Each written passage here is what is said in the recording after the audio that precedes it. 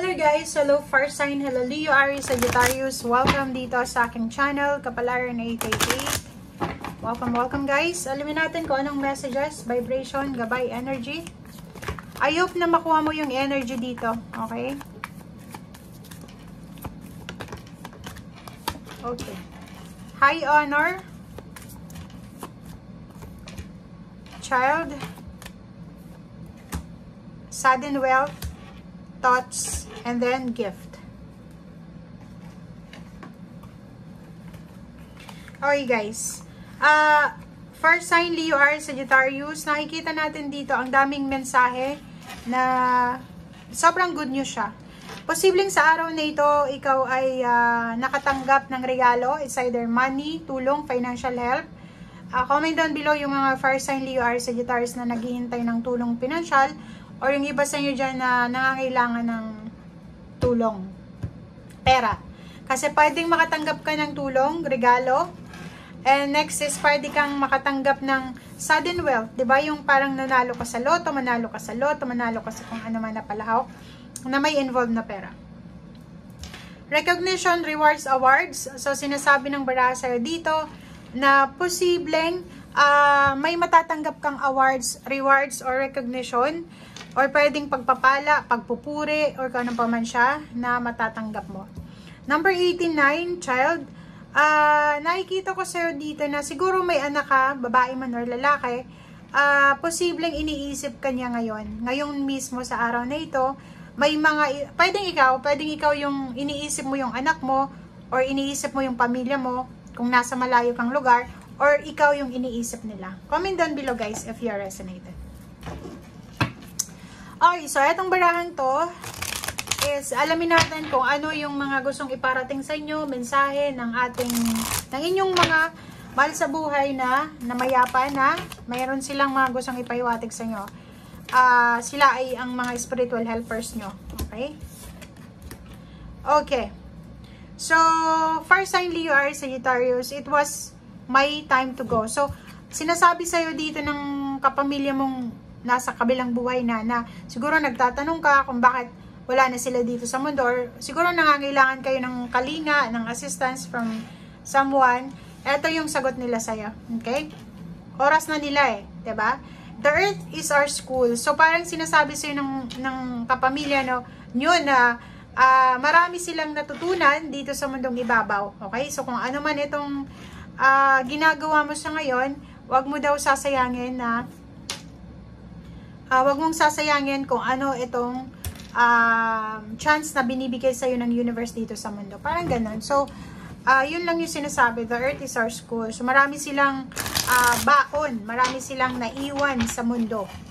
Okay? Na lessons, learning, parang ganun.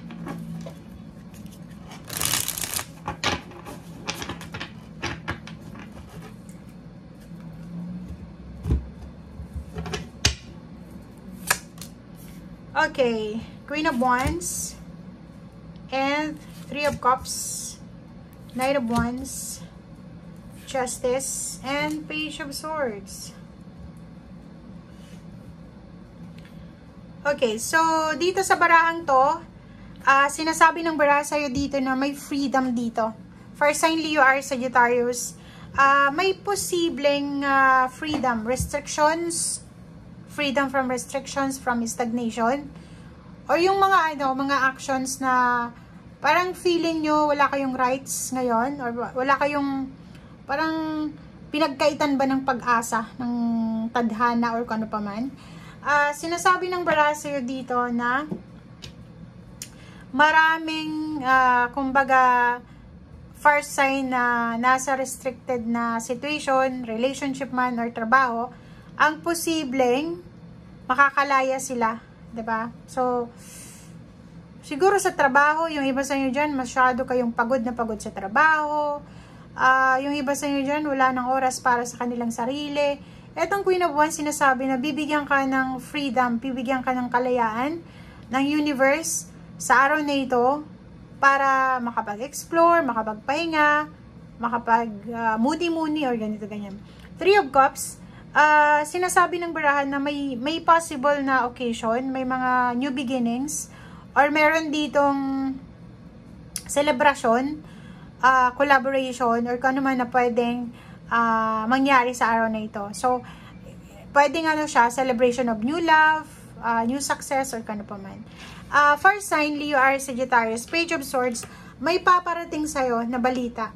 Diba? So, today, parang sinasabi ng baraha, good news ngayon eh. Diba? So, ang araw na ito is napakaganda para sa'yo. Maganda eh. Kasi punong-puno ng good news, balita. Punong-puno ng good news ang araw na ito.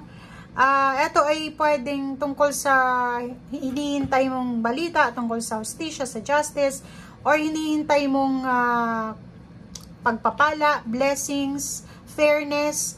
Kasi itong hustisya na itong justice, ito yung stability, stable life, stable na situation. So, kung medyo pagewang-gewang yung situation mo sa nakaraang buwan, especially nakaraang linggo, sinasabi ng baraha sa'yo dito na